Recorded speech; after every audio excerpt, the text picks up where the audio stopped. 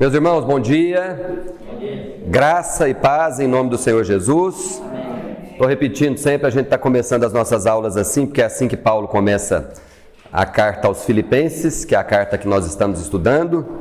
Eu vejo que tem algumas pessoas novas aqui, alguns adolescentes, e aí eu pensei que a gente deveria fazer aqui um breve resumo do que nós vimos até aqui, que nós já vamos entrar para a parte final da carta aos Filipenses. Coisa rápida mesmo. Se você está vindo aqui pela primeira vez ou está assistindo aí pelo YouTube pela primeira vez, nós estamos falando sobre a carta de Paulo aos Filipenses e o tema central dessa carta é a alegria. Alegria. Paulo, apesar de estar preso em uma situação absolutamente adversa, ele adverte aos crentes da igreja de Filipos, uma igreja que ele próprio havia fundado junto com outras pessoas aproximadamente 10 anos antes de escrever essa carta.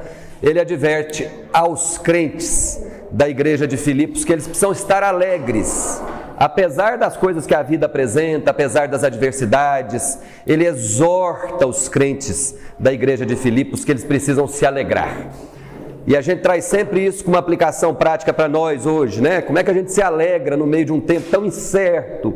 A vida apresenta tanta coisa para a gente conversa e fala, já não basta os problemas do dia a dia, aparecem outros. E o apóstolo Paulo preso, esperando uma sentença que poderia ser uma sentença de morte, ele diz para os crentes da igreja de Filipos, vocês precisam se alegrar, alegrai-vos. E aí ele repete, alegrai-vos.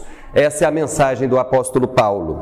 Ele está escrevendo essa carta como uma forma de agradecer à igreja de Filipos, que era uma igreja que ele amava muito, e a carta dá sinais para nós da relação e do amor que ele tem para com essa igreja. Então ele agradece uma oferta que foi levada por um cidadão chamado Epafrodito, e a gente viu quem era esse cidadão aqui. Ele está ao lado de Timóteo. Durante a prisão ele recebe a visita de amigos importantes e ele escreve para agradecer, e ele faz algumas exortações também. Por quê? Porque naquela época, e isso foi comum no primeiro século, com relação à igreja do primeiro século, havia pessoas que deturpavam a mensagem do Evangelho.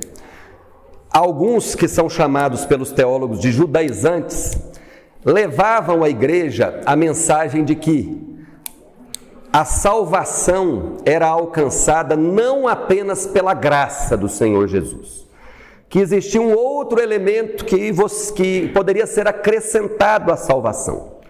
E Paulo se preocupava muito com isso.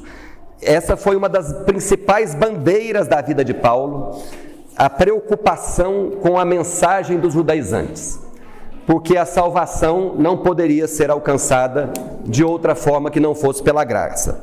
Se você pegar lá no livro de Gálatas, pega lá Gálatas 1:6 até Gálatas 1, versículo 8.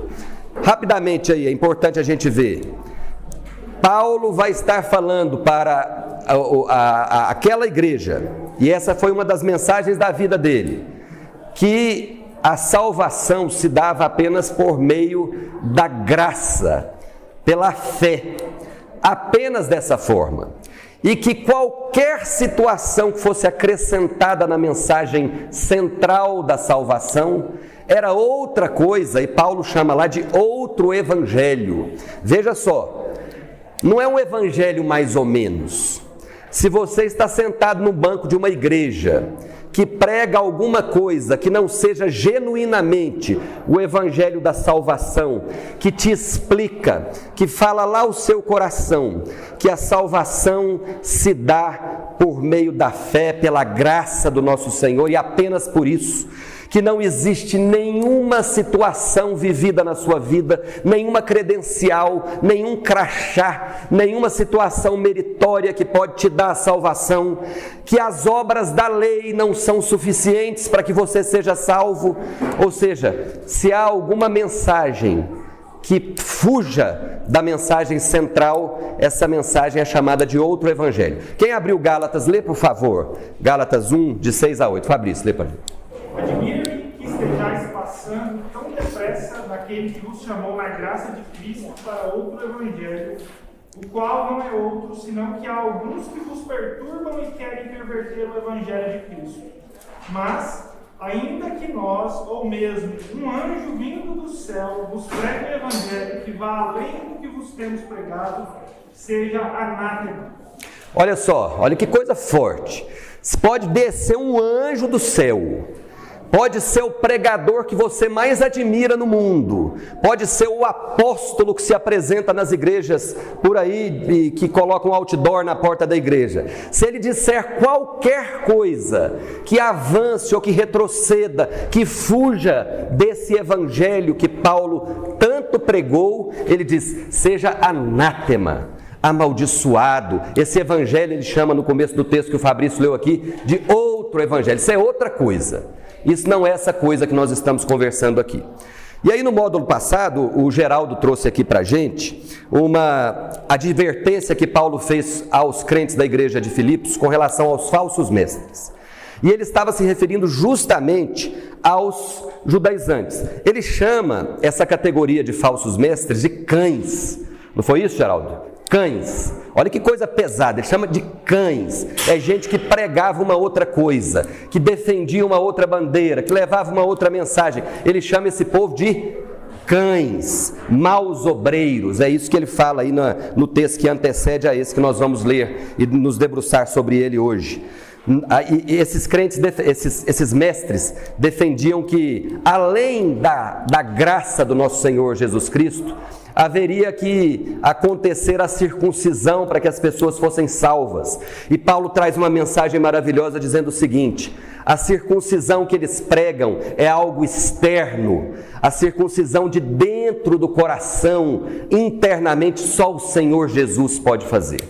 E aí ele de alguma forma ele diz para as pessoas que são apegadas a ritualismos, a legalismos excessivos, que a salvação se dá por meio da graça, e isso só acontece porque nós temos fé única e exclusivamente em Jesus. Essa é a mensagem. E ele estava preocupado com isso, e quando ele termina essa explicação, ele diz que o anseio mais profundo do seu coração, aquilo que ele mais queria fazer, era conhecer o Senhor Jesus mais e mais.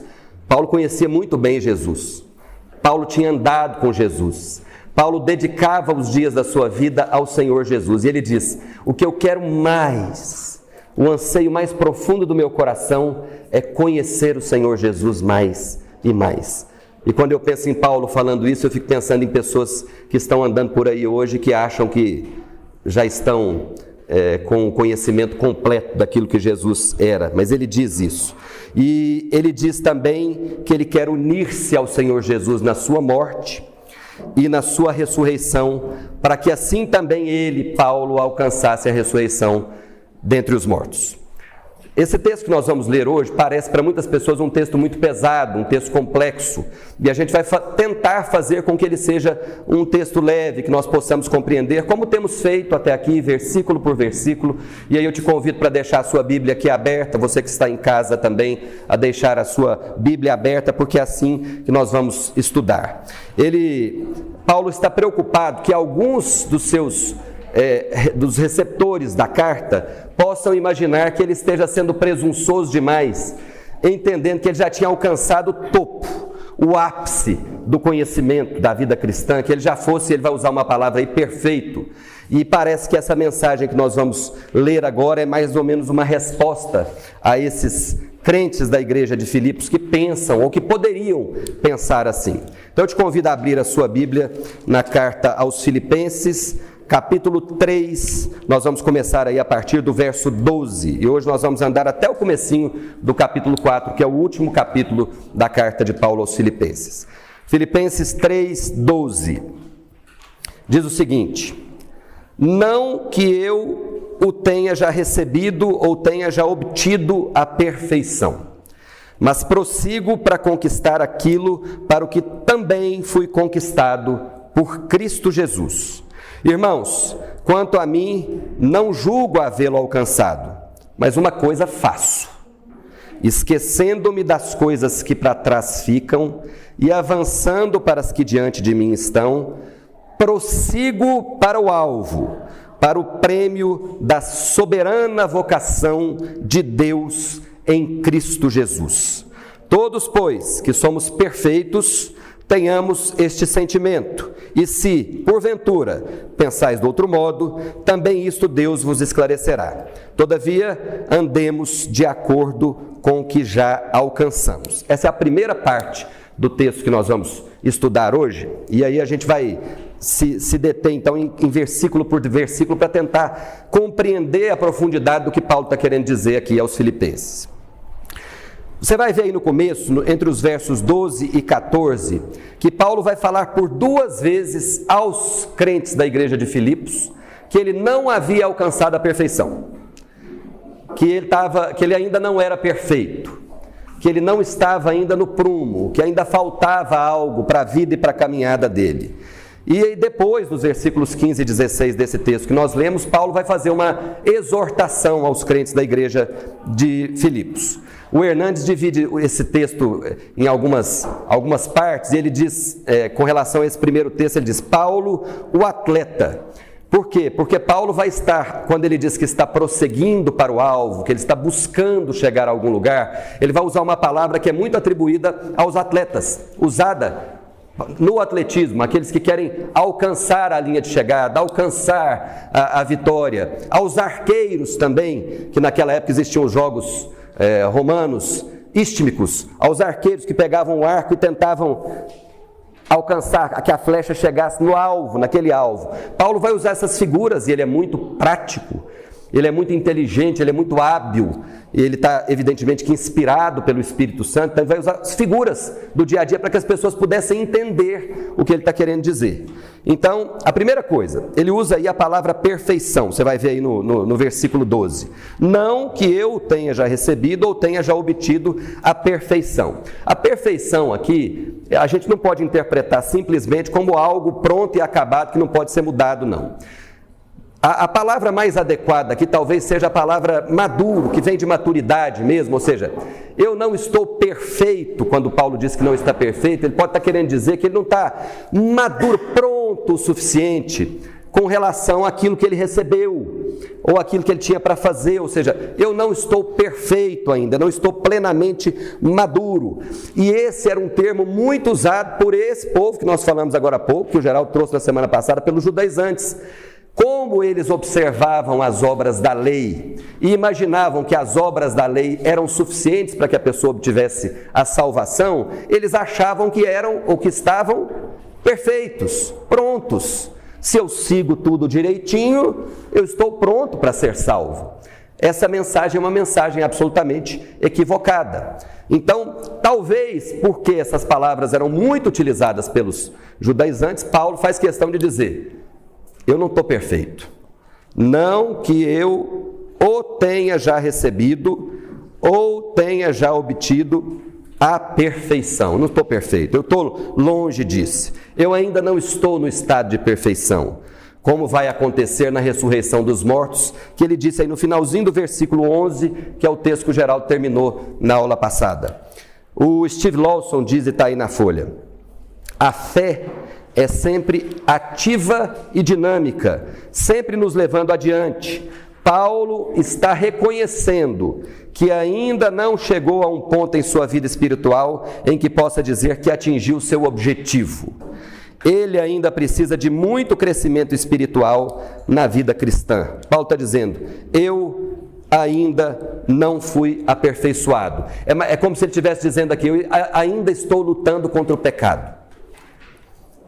Paulo não era perfeito. Nós vimos aqui, uns módulos atrás, que nós estamos dentro de um processo de salvação, que começa com a justificação. Quem se lembra disso? Começa com a justificação, onde nós estamos livres da culpa do pecado, e esse processo continua com o processo de santificação, onde nós estamos lutando contra o pecado, e Deus nos dá graça para lutar contra o pecado, e esse processo só vai terminar com a glorificação, onde nós definitivamente estaremos livres da presença do pecado. O pecado não mais existirá. Então, quando Paulo diz que não é perfeito, fatalmente ele está querendo dizer, eu continuo lutando contra o pecado, Eu estou no processo de santificação. Assim como vocês, meus leitores, assim como vocês que estão me ouvindo hoje, assim como cada um de nós estamos no processo. Nós não somos perfeitos. E aí no final do verso 12 ele diz: mas eu estou prosseguindo para alcançar isso. Isso é muito bonito. Eu não estou perfeito, eu não sou perfeito, eu não obtive ainda aquela perfeição que só vai acontecer quando houver a ressurreição dos mortos, mas eu prossigo para alcançar isso. Eu estou no caminho, eu estou prosseguindo, eu não estou parado. E há aqui um jogo de palavras interessante, para muita gente essa é a parte mais difícil desse texto, que ele diz o seguinte, é no final do 12 aí, ó. Mas prossigo para conquistar aquilo, para o que também fui conquistado por Cristo Jesus. Parece difícil, né? Eu prossigo para conquistar aquilo, para o que eu também fui conquistado por Cristo Jesus. Aparentemente um jogo de palavras. Na língua grega isso fica mais claro, isso não aparece claramente aqui no português. Ele está dizendo mais ou menos o seguinte: não que eu já tenha recebido ou obtido a perfeição. Em algumas traduções está obtive, mas eu prossigo para obter aquilo para o que também fui obtido por Cristo Jesus. Difícil. Eu prossigo para obter aquilo para o que eu fui obtido por Cristo Jesus. Ele está querendo dizer o seguinte: Cristo havia alcançado a vida do apóstolo Paulo. Nós sabemos disso, não é? Lá no caminho de Damasco, Paulo era um perseguidor dos cristãos e da igreja cristã.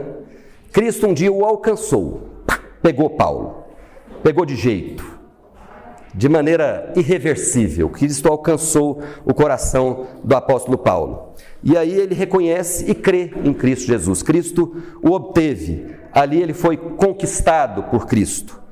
Só que Cristo o conquistou para que Paulo obtivesse a perfeição, que ele ainda não tem. Para que ele alcançasse a imortalidade. Para que ele alcançasse a ressurreição dos mortos, que está dita lá no versículo 11. Cristo o alcançou para isso. E aí você vê aí o verbo prosseguir, que no original é joko, é justamente essa coisa que nós falamos, do correr, avançar rapidamente para alcançar uma coisa, correr em direção a uma coisa. E aí tem uma coisa muito interessante para a gente compreender esse contexto aí. Essa palavra perseguir é a mesma palavra, essa do prossigo, perseguir, é a mesma palavra que está aí no capítulo 3, verso 6.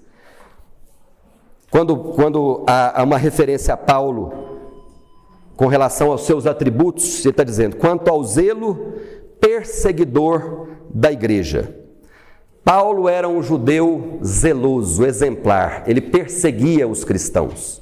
A mensagem do cristianismo ia de encontro com aquilo que Paulo pregava, porque eles continuavam aguardando o Salvador, e aí vem um povo e fala que o Salvador já veio. E que a salvação se dava apenas pela graça, que era concedida mediante a fé por esse próprio Salvador que já tinha vindo ao mundo. E aí Paulo diz que com esse mesmo zelo, que está aí no 3,6, que ele perseguia a igreja, agora ele persegue a imortalidade que só pode ser obtida através de Cristo Jesus, através da ressurreição dos mortos. Olha que coisa linda. O perseguidor da igreja agora persegue a perfeição. E aí a gente entende um pouco esse jogo de palavras, o que Paulo quis dizer com isso tudo. Eu prossigo a fim de conquistar essa perfeição para a qual Cristo Jesus me conquistou. Cristo Jesus me conquistou. Ele ainda não alcançou. E aí ele vai fazer questão de repetir aí no verso 13: irmãos, quanto a mim, não julgo havê-lo alcançado. Está falando de novo a mesma coisa. É mais ou menos assim, gente, eu vou repetir para vocês entenderem direitinho. Paulo, eu sei que algumas pessoas admiram o meu trabalho e sabem que eu estou defendendo com unhas e dentes o Evangelho. Eu não alcancei ainda. De novo, irmãos, quanto a mim, não julgo havê-lo alcançado. Paulo está consciente das suas imperfeições. Ele sabe que ainda não chegou lá. O F.F. Bruce diz aí, está na folha: Paulo participa de uma corrida ainda que não envergue a faixa de capitão e tampouco empunhe a taça, mas deve continuar correndo até que esses prêmios lhe sejam atribuídos. Então, ele não chegou lá. E depois, no final do verso 13 aí, tem algo muito interessante, que mexeu muito com o meu coração. Paulo diz o seguinte: eu não sou perfeito, ainda não alcancei, ainda não cheguei lá, e ele diz, mas uma coisa eu faço. Mas uma coisa eu faço. Eu não cheguei lá, mas uma coisa eu faço. Esquecendo-me das coisas que para trás ficam e avançando para as que diante de mim estão. Paulo tinha foco. Paulo era um homem focado, ele sabia onde ele queria chegar, ele sabia qual era o alvo da vida dele. Ele tinha dedicação, ele se concentrava arduamente na obra. Pergunta para nós hoje: sobre o que você pode dizer, mas uma coisa eu faço? Pensa na sua vida. Eu pensei na minha quando eu estava estudando aqui esse texto. Paulo está dizendo, eu não sou perfeito. Acho que todos nós podemos dizer isso a respeito de nós mesmos, né? Tem alguém aí que é perfeito? Alcançou a perfeição? Ninguém? Todos nós somos imperfeitos. Paulo se declara imperfeito. Ele diz novamente que é imperfeito, para que o povo, para vocês entenderem direitinho. Eu sou imperfeito. E aí ele vem e parece que traz uma frase de impacto no meio do coração deles e diz, mas uma coisa eu faço. O que você pode dizer a respeito de você mesmo, da sua vida, mas uma coisa eu faço? O que é que você faz? Ou o que você não faz? Porque talvez essa reflexão traga para a gente a consciência do que a gente não faz. Né? Às vezes você fala, eu sou imperfeito, eu estou caminhando para a perfeição, mas uma coisa eu não faço. Que é ruim, que é pior. É melhor a gente entender que a gente faz alguma coisa. O que você pode dizer a respeito de você mesmo, da sua trajetória, da sua caminhada, quando você diz, mais uma coisa eu faço? Paulo tem certeza do que ele faz aqui. E aí ele vem dizer, e a gente vai ver logo em seguida, quando a gente entrar no 14, eu vou voltar um pouquinho no 13, esquecendo-me das coisas que ficaram para trás e avançando para as que estão diante de mim. Então, e aí ele vai explicar direitinho. Vamos para o 14. Alguém lê o 14, por favor. O que Paulo faz? Prossigo para o alvo, para o prêmio da soberana vocação de Deus em Cristo Jesus. O que ele faz? Mais uma coisa eu faço. O que ele faz? Eu prossigo para o alvo. Eu sou imperfeito, eu não cheguei lá, mas uma coisa eu faço. Eu prossigo para o alvo. Eu estou prosseguindo para o alvo. Qual que é o alvo? O prêmio da soberana vocação de Deus em Cristo Jesus. Essa palavra prosseguir é a mesma que nós vimos lá no verso 6, no verso 12, estou caminhando, eu estou prosseguindo, eu estou perseguindo, eu estou em busca do alvo, de alguma coisa que eu acho importante. Ele está se referindo, usando aí o exemplo do atleta, à linha de chegada. Eu estou prosseguindo para o alvo, eu quero chegar em algum lugar. É lá que eu quero chegar. Na corrida, ou no tiro ao alvo, no alvo, na bolinha do alvo lá. E aí ele usa essa figura. Eu não alcancei ainda, mas eu não desisto. Uma coisa eu faço. Eu prossigo para o alvo. O Hendrickson diz, eu não sei, acho que está na folha. Quando é chamada de alvo, a perfeição é vista como objetivo do esforço humano. Quando é chamada de prêmio, porque ele usa as duas figuras aí, né? É vista como presente da graça soberana de Deus.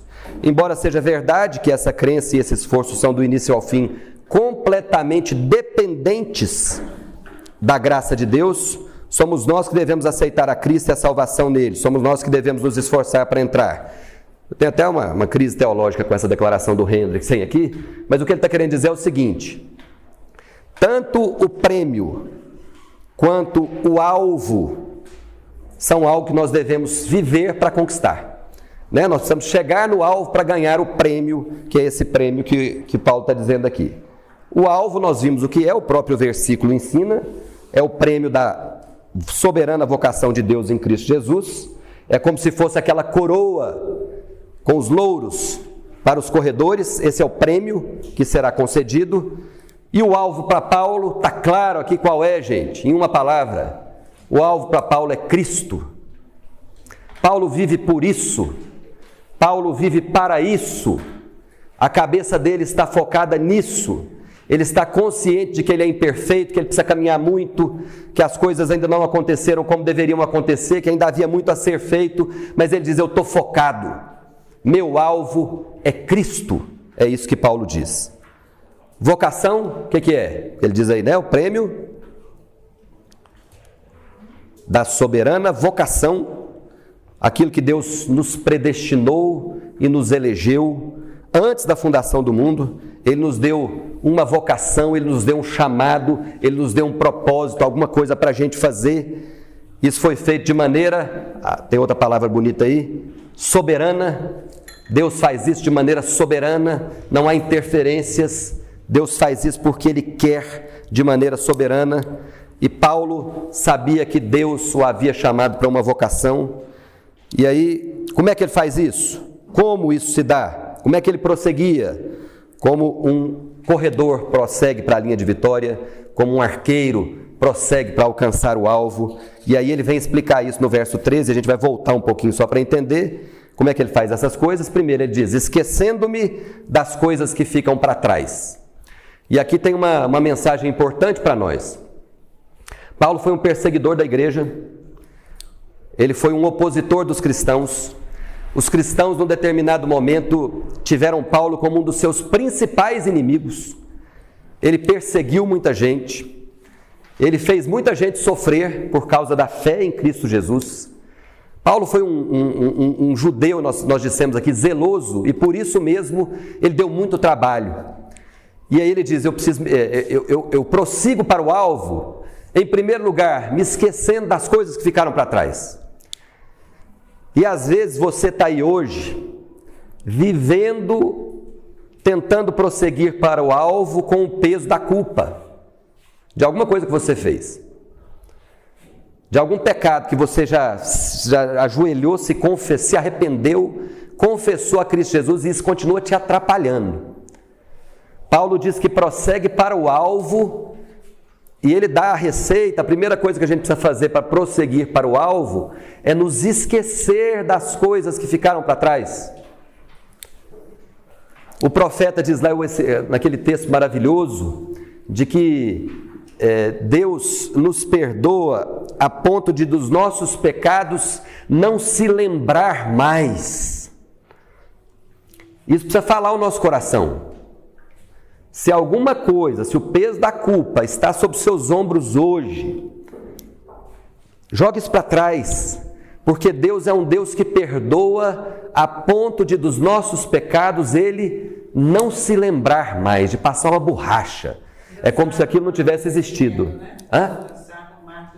Lançado no mar do esquecimento. Fica para trás, fica para trás. É claro que Deus é onipotente, onisciente, e Ele não se esquece, mas Ele se esquece quando Ele coloca os seus pecados na balança e eles não pesam mais nada.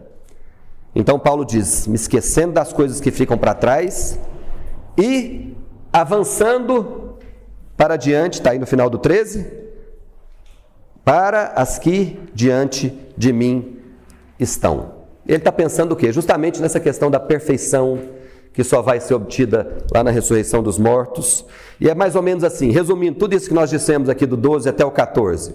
Eu não cheguei lá ainda, eu estou longe, eu não alcancei a perfeição, eu sei que eu sou imperfeito, eu estou no processo, mas eu faço uma coisa, isso não me deixa estático, parado, observando o que está acontecendo. Uma coisa eu faço, eu sou como um atleta que está correndo a corrida, como um arqueiro que está mirando o alvo. Uma coisa eu faço, eu esqueço das coisas que ficam para trás, eu foco nas coisas que estão diante de mim, e para obter o prêmio que o Senhor vai me dar, que é o quê? O prêmio da vocação soberana de Deus em Cristo Jesus, a perfeição que vai acontecer lá na ressurreição dos mortos. E aí ele vai falar duas coisas maravilhosas aqui. Ele vem dizer o seguinte, lá no versículo 15, alguém leu o 15, por favor. Pode ler o 15 e o 16, eles estão dentro do mesmo contexto. Todos, pois, que somos perfeitos, tenhamos este sentimento. Se porventura pensais de outro modo, também isso Deus vos esclarecerá. Todavia, andemos de acordo com o que já alcançamos. Não sei vocês, quando eu estava lendo esse texto aí Paulo acabou de dizer que não é perfeito, aí ele repete, eu não sou perfeito, aí ele vem para o povo e fala assim, ó, todos nós que somos perfeitos, eu falo, não entendi o que aconteceu. E na verdade a explicação que nós temos para isso é que Paulo, e você vai entender dentro do contexto, ele está sendo irônico com os seus leitores. Ele está dizendo, tem gente que pensa que é perfeito, tem gente que pensa que eu sou perfeito. Deixa eu falar uma coisa para vocês, para nós então que somos perfeitos, vou falar uma coisa para vocês. É mais ou menos como se ele dissesse, se você está achando que é perfeito, se você se sente perfeito, a primeira coisa que você vai entender é que você não é. Que você está longe, que você está prosseguindo para o alvo, que você está na caminhada. O Steve Lawson diz, talvez suas palavras tenham um certo tom de sarcasmo, porque alguns crentes presumiam que já haviam assumido um nível de perfeição sem pecado. Em contrapartida, Paulo deixou claro que nem ele havia alcançado essa meta, que na verdade é inatingível. Consequentemente, os filipenses também não. É uma mensagem clara, então, ao coração daqueles que pensam que chegaram lá. Paulo diz, todos nós, pois que somos perfeitos, tenhamos esse sentimento. Qual que é o sentimento? Que nós estamos prosseguindo para o alvo, que nós estamos longe disso. E se porventura pensais de outro modo, e aí é legal demais, se vocês pensam de modo diferente, Deus vai revelar para vocês.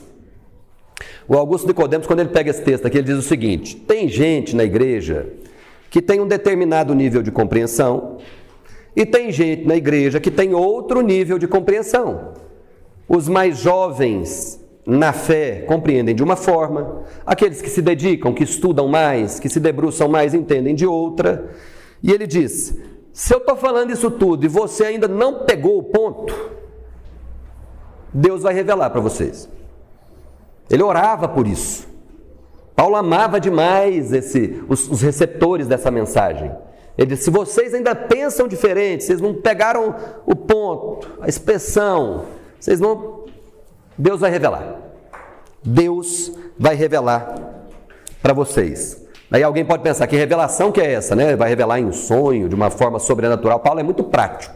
Paulo está entendendo que o Espírito Santo, em um determinado momento, vai abrir o coração, a mente. Ele não faz isso conosco? Em algum momento da nossa história, da nossa caminhada, nós passamos a entender que apenas o Senhor Jesus pode nos levar para esse lugar onde Paulo está querendo chegar e nós queremos também. Isso é o Espírito Santo que faz. Isso é Deus revelando a nós, ao nosso coração, como é que a coisa pode acontecer. Paulo está dizendo, se em alguma coisa vocês pensam diferente com relação a isso que eu estou falando aqui, é mais ou menos, fiquem tranquilos. Vocês que estão na igreja aí, Deus vai revelar para vocês. Deus vai revelar. E aí ele termina no 16, todavia, andemos de acordo com o que já alcançamos. Seja como for, andem de acordo com o que vocês já alcançaram. O Steve Lawson chama isso de um novo padrão. É um padrão daqueles que acreditam em Cristo Jesus. Ele diz, alguns filipenses pareciam correr o risco de se afastar desse padrão divino. E aí ele vem e diz, andem de acordo com o que vocês já alcançaram. Como nós dissemos, há gente diferente dentro da igreja. Há gente que entende de uma forma, há gente que alcançou um nível de maturidade cristã e há gente que alcançou outro nível. Isso não quer dizer que algumas pessoas são melhores do que as outras, ou de que elas precisam andar diferentes. Ele diz, vai do ponto de partida, de onde você partiu, e ande a partir daí, ande de acordo com o que vocês já alcançaram. Ele parte do pressuposto de que, se aquelas pessoas estão na igreja, que foi fundada há aproximadamente 10 anos, uma igreja amada por ele, uma igreja que ele gosta, que ele ama, e que é cheia de qualidades, apesar de ter defeitos, anda de acordo com o que vocês já alcançaram. Andem a partir dali. Em uma mesma igreja vai haver sempre irmãos e irmãs com diferentes níveis de maturidade. Isso é bom, está tudo certo. Paulo está dizendo, gente, basicamente, que, e o Augusto Nicodemos diz, que há uma harmonia perfeita entre a soberania de Deus que escolheu cada um de nós, nós somos escolhidos pelo Senhor Jesus, e a responsabilidade que o homem tem de correr para alcançar o alvo. Não tem gente que acha que porque nós já fomos salvos ao sermos escolhidos por Deus, nós não temos mais nada para fazer? Há uma harmonia entre essas coisas. Deus nos escolheu, mas nós precisamos prosseguir para o alvo. Para a gente virar essa página aqui e ir para o segundo texto aqui, como é que você está? Tem uma perguntinha aí no final da página. E você, como é que está? Olha para a sua vida 10 anos atrás. Pensa em como você era há 10 anos. Nós estamos todos prosseguindo para o alvo, viu? Nós estamos todos prosseguindo para o alvo, no processo. Olha para a sua vida há 10 anos e olha para a sua vida hoje. Você andou algumas jardas, como diriam os corredores? Você evoluiu? Ou você está pior? Você retrocedeu? O alvo está ali e você, usando aqui uma expressão, você andou para trás. Como está você? Eu fiquei estudando esse texto, olhando para a minha vida, e esse texto serviu como exortação para mim, mexendo com o meu coração. Como é que eu estou? Eu estou pior ou eu estou parado? Assistindo o espetáculo da vida e do mundo acontecer, sem prosseguir para o alvo. O meu processo de santidade, de santificação, como é que está? Onde é que eu estou na história? Para onde eu vou, eu sei. Todos nós sabemos, nós estamos prosseguindo. Mas onde eu estou? Como é que você está? Essa é uma reflexão que nós precisamos fazer a respeito de nós mesmos. Vamos para a segunda parte do texto. É chamada aí na nossa Bíblia, tem um títulozinho aí de Os Inimigos da Cruz de Cristo. Paulo diz o seguinte: irmãos, sede imitadores meus e observai os que andam segundo o modelo que tende em nós.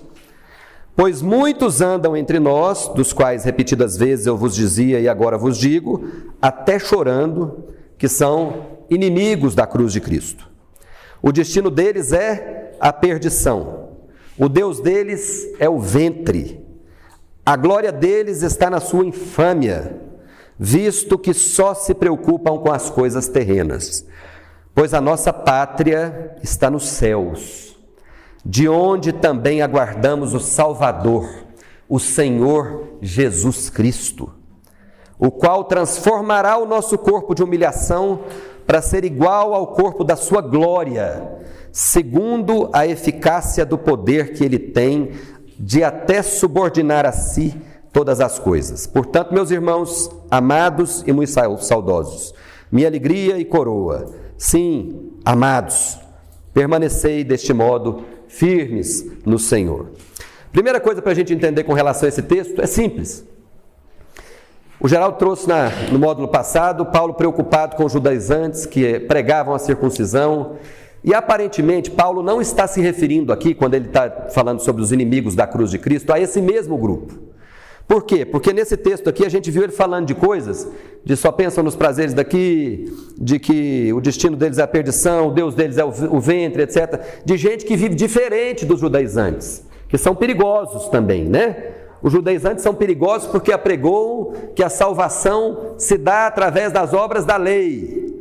Esse povo aqui, chamado pelos teólogos de libertinos, são pessoas que pensam diferente, mas de maneira muito perigosa também. Pensam o seguinte: como nós já alcançamos a salvação, a gente pode dizer de qualquer jeito.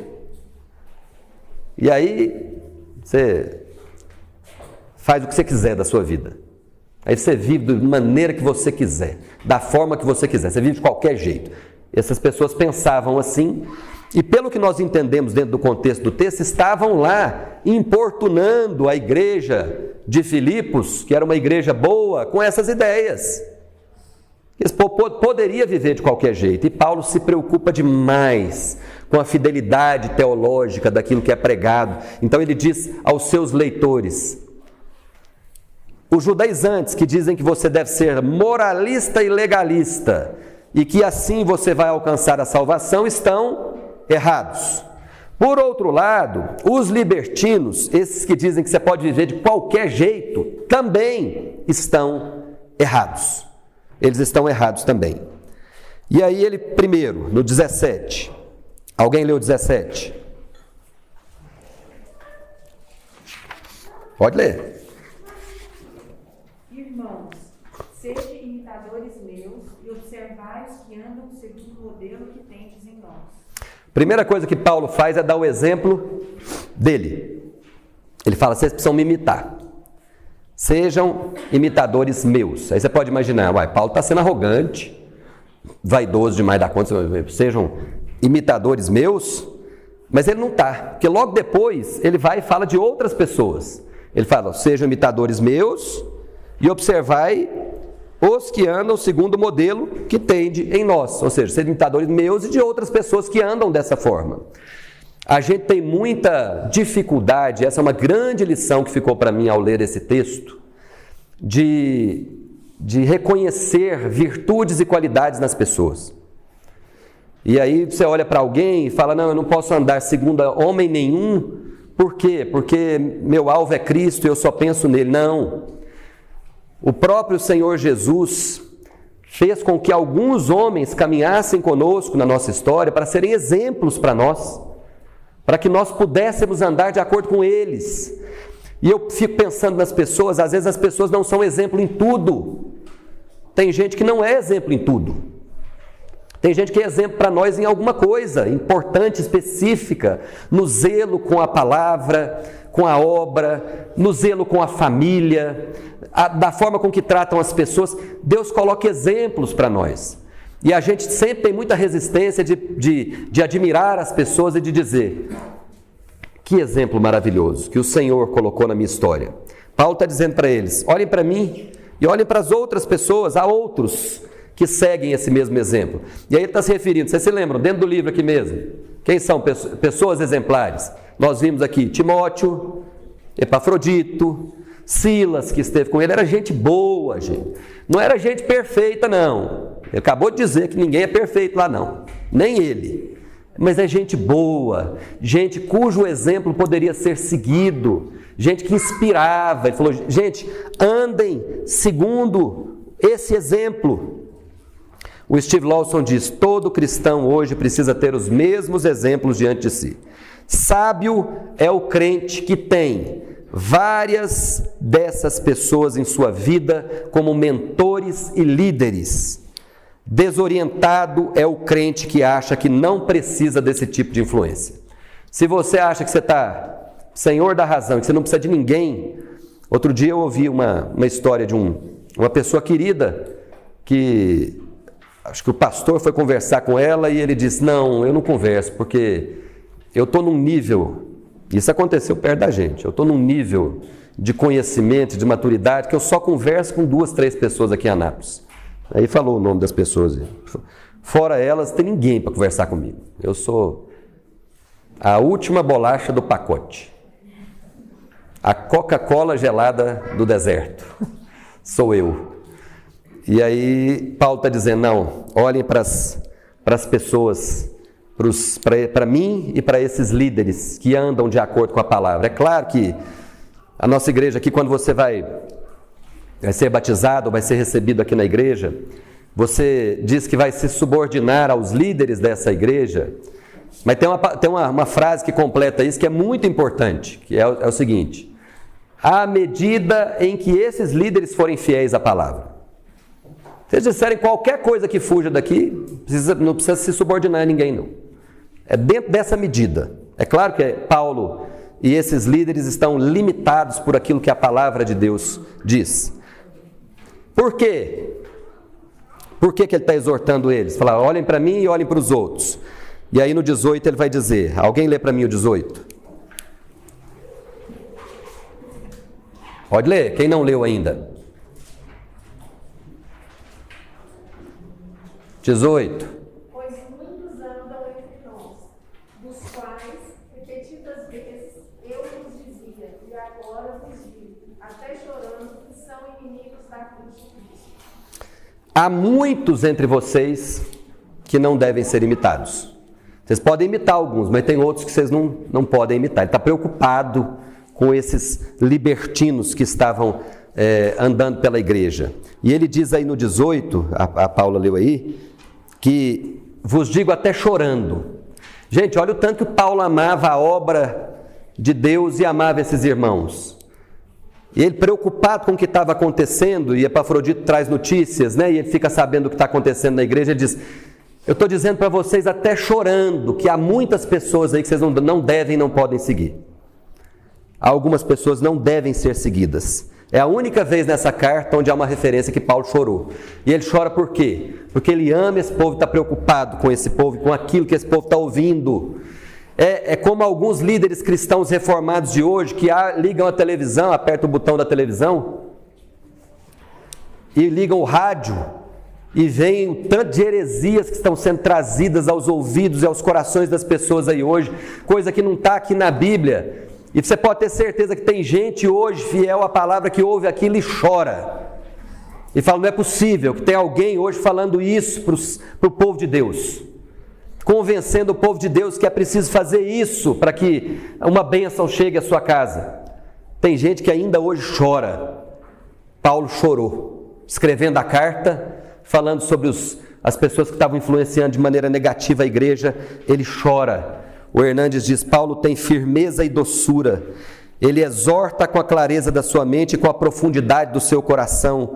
Ele tem argumentos irresistíveis que emanam da sua cabeça e com convencimento pelas lágrimas grossas que rolam da sua face. Você vê aí, nesse versículo, ele diz que eram muitos. Essa igreja tinha surgido há aproximadamente 10 anos e deu tempo, então, de um monte de gente errada juntar na igreja, povoar a igreja. Isso acontece, viu, gente? Se olhar para a nossa aqui hoje, para qualquer outra igreja, tem muita gente errada, eram muitos. Ele diz que eles eram inimigos da cruz de Cristo. E aí há uma reflexão importante: o fato de serem muitos não quer dizer que a igreja é boa demais da conta. Às vezes você olha para uma igreja grande, né? E muitos têm como alvo fazer uma igreja grande. A minha igreja é maravilhosa, ela tem 2.000 membros.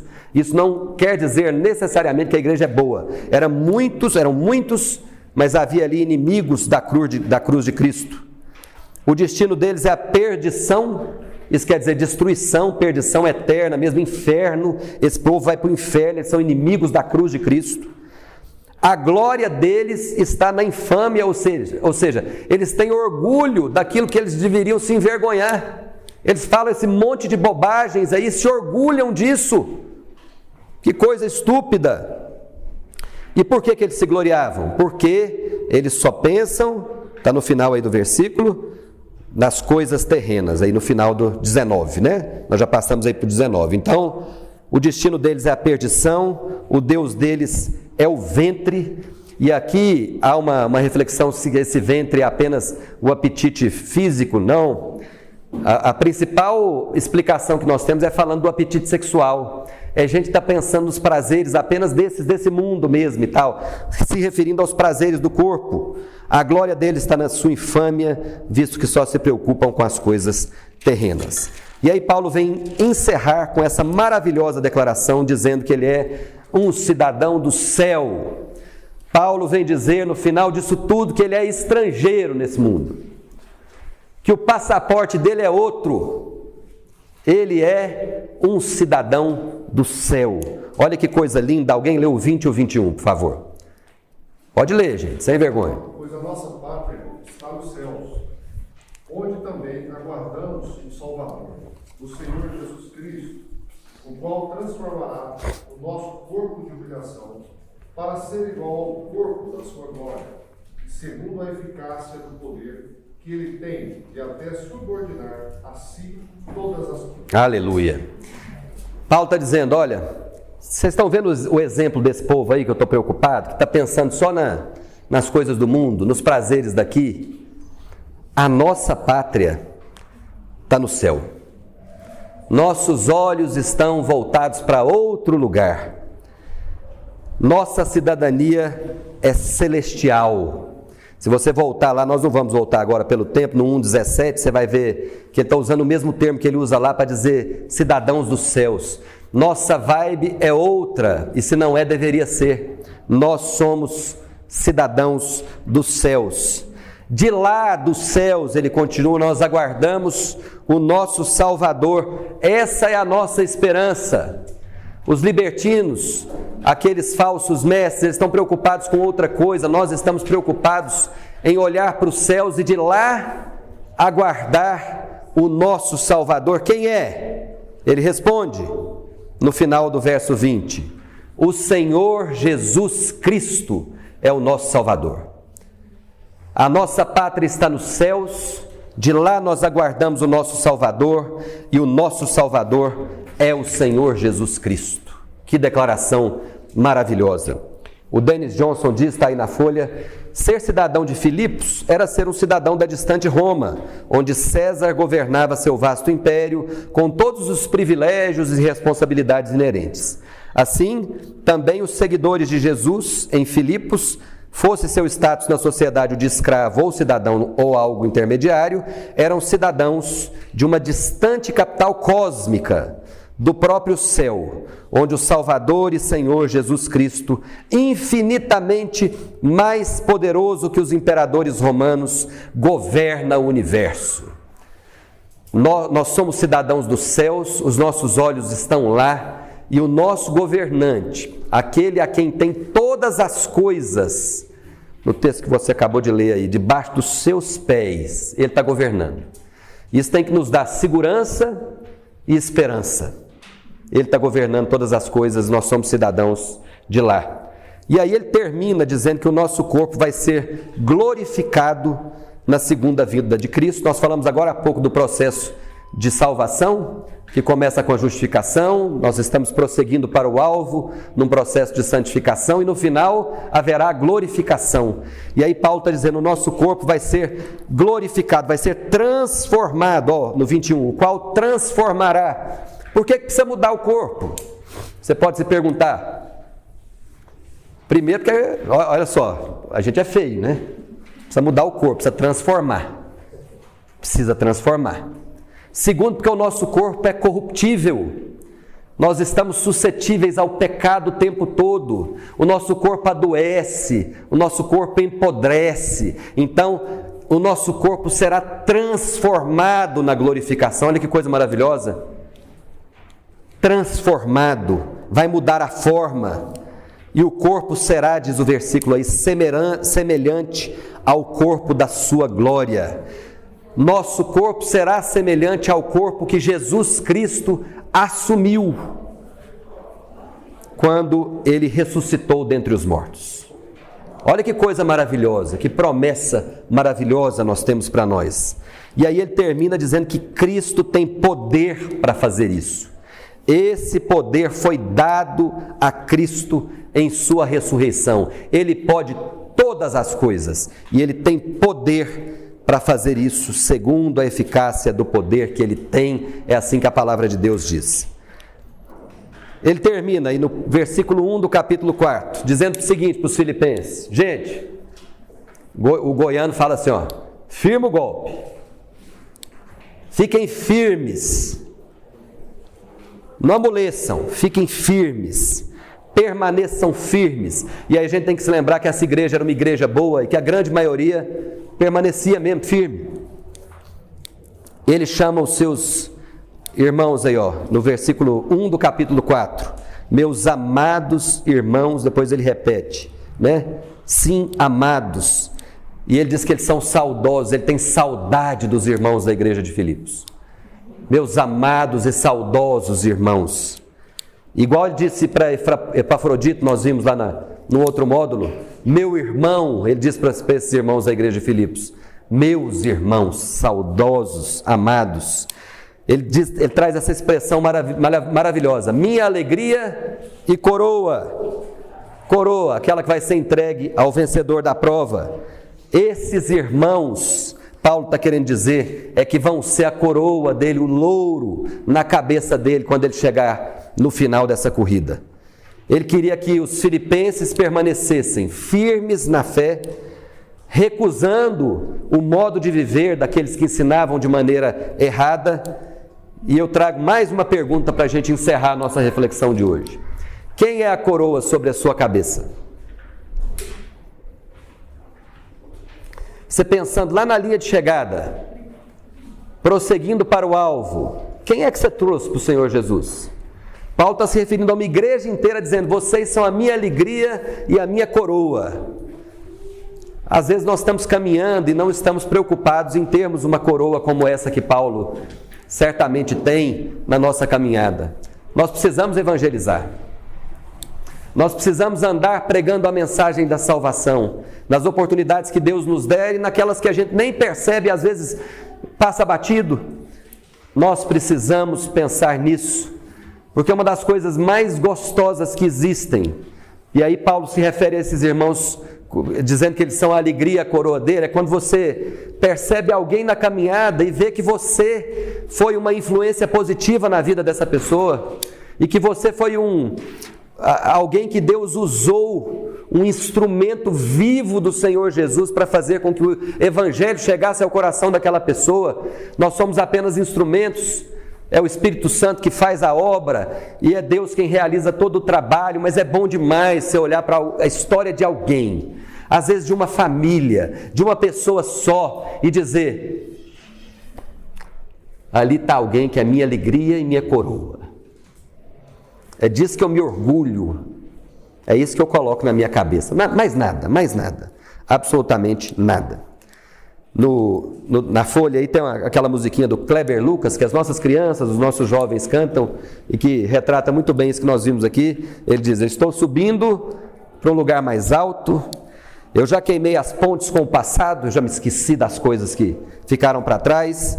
Em meus olhos vejo o futuro, tudo novo se fez, tudo novo se faz, e dessa estrada eu não me desvio nunca mais, estou firme, eu não me desvio nunca mais. Vou avançar, eu vou crescer, ninguém vai me deter, meu alvo é Cristo, meu alvo é Cristo. Estou subindo para um lugar mais alto, eu já desisti de andar sozinho, Cristo vive em mim, e os meus pés estão no caminho, e dessa estrada eu não me desvio nunca mais, estou firme, eu não me desvio nunca mais, vou avançar, eu vou vencer, ninguém vai me deter, meu alvo é Cristo, meu alvo é Cristo. Vamos orar? Senhor, nós te agradecemos, Pai, pela Tua palavra e pela liberdade que o Senhor nos dá de parar para ouvir e estudar.